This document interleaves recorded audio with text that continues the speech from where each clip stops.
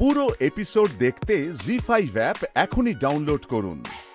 মুর্শিদাবাদের OC crime branch ময়ূরী Ghosh, thrilling একটা অভিজ্ঞতা আগে শুনিনি। আচ্ছা দিদি, প্রথমেই বলে নিই যে আমার এই ডিপার্টমেন্টে 10 বছর হচ্ছে।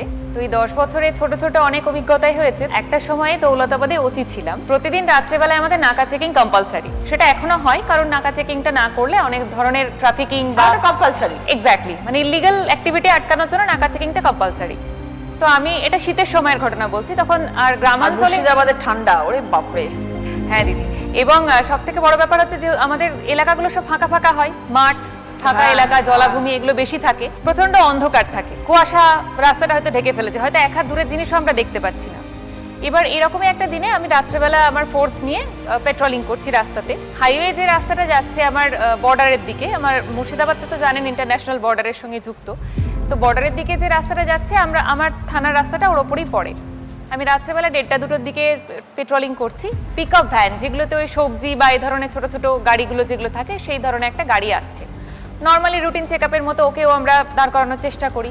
পুলিশের গাড়ি ওকে ইন্টারসেপ্ট করছে দেখে ও প্রথমে স্লো করে গাড়িটা। আমরা যখন গাড়ি থেকে নামতে যাব, ও তখন ফুল পিক আপে গাড়িটা নিয়ে বেরিয়ে গেল, এবং মোটামুটি ও স্পিড মানে 100-র নিচেও নামায়নি সারা রাত্রি। মানে তোমরা চেস করলে পেছনে? হ্যাঁ, আমরা চেস করেছি পুরোটা। তো ও অ্যাকচুয়ালি নার্কোটিকের ইলিগাল ট্রাফিকিং করে। সেই দিনে ওর গাড়ির মধ্যে ওই ধরনের জিনিস ছিল। সমস্যা কি হচ্ছে দিদি, ও তো ফুল স্পিডে 100-তে চালাচ্ছে গাড়ি। ওর রেসপন্সিবিলিটি বা রিস্ক নিয়েও চালাচ্ছে, কারণ ওর রিস্কটা অন্য জায়গায়, ধরা পড়ে গেলে ওর সমস্যা হবে। কিন্তু আমাদের রেসপন্সিবিলিটি হচ্ছে আমার গাড়িতে আমি ছাড়াও আরো 5 জন রয়েছে ফোর্স, আমাকে স্পিডটা কিন্তু কন্ট্রোল করেই চালাতে হচ্ছে। বাম্পার ধরছে না ও, কোনো রাস্তার মধ্যে যে বাম্পারগুলো থাকে। তারপর অনেকটা যাওয়ার পর 3টে থানা ক্রস করার পর, এবং আদার্স অন্যান্য সারাউন্ডিং ওসিদেরকেও ইনফর্ম করা হয় ম্যাটারটা, তারাও নাকা লাগান বিভিন্ন জায়গাতে কনসার্ন করা হয়। একটা জায়গায় গিয়ে আমরা ওই চাকার দাগ ধরে যাই মেনলি, মানে ও গ্রামাঞ্চলের ভেতর দিয়ে ঢুকেছে, আমরা ওই টায়ারের দাগ ধরে ধরে যখন যাই, কিছুটা দূর গিয়ে মোটামুটি একটা জায়গায় ইন্টারসেপ্ট করা যায়। তখন গাড়ির মধ্যে কোনো ড্রাইভার ছিল না, ও গাড়িটা রেখে পালিয়ে গেছে।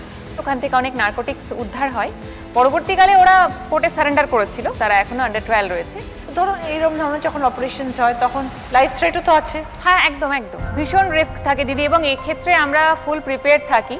বা যদি মনে হয় যে এই জায়গাটাতে বা উল্টো দিকের লোকটা এরকম কিছু করতে পারে, কারণ আমরা টিম বুঝে তবে কাজে নামি। তোমাদের কাছে খবর থাকে? হ্যাঁ, এক্স্যাক্টলি দিদি।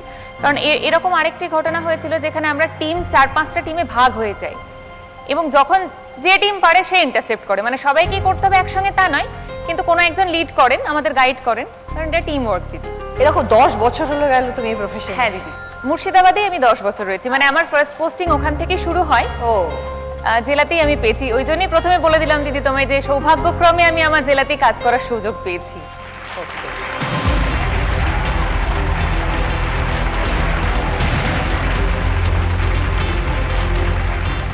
আর পরিবার তো, তোমার তো বিয়ে হয়ে গেছে দেখছি। হ্যাঁ দিদি, আমার এক হাজবেন্ডও হচ্ছেন সাব ইন্সপেক্টর, ও নদিয়াতে পোস্টিং রয়েছে। আচ্ছা। আমার একটি ছেলে রয়েছে 2 বছর 4 মাস বয়স, তো ওকে এখন বাড়িতে রেখে এসেছি। তোমাদের তো ডিউটি তো মানে সাংঘাতিক, এই সময় বাড়ি যাবে, কোন সময় আসবে, এরকম তো কোনো ব্যাপারই নেই, যত না চলছে দিদি, কাজ চলছে। আমি যেমন এখন বর্তমানে ওসি ক্রাইম, অর্থাৎ আমি হেডকোয়ার্টারে থাকি। আমার আন্ডারে অ্যাকচুয়ালি 21টা থানা রয়েছে। প্রত্যেকটি থানাদের আমাদের যত ক্রিমিনালস থাকে তাদের ডিটেইল ডাটাগুলো নেওয়া, মানে বর্তমানে আমার যেটা কাজ, সেইগুলোকে অফিসিয়ালি আমি মেনটেন করি এবং সেগুলো প্রপারলি মনিটরিং এর চেষ্টা করি। জি5 ডাউনলোড করুন আর সব এপিসোড দেখুন একদম ফ্রি।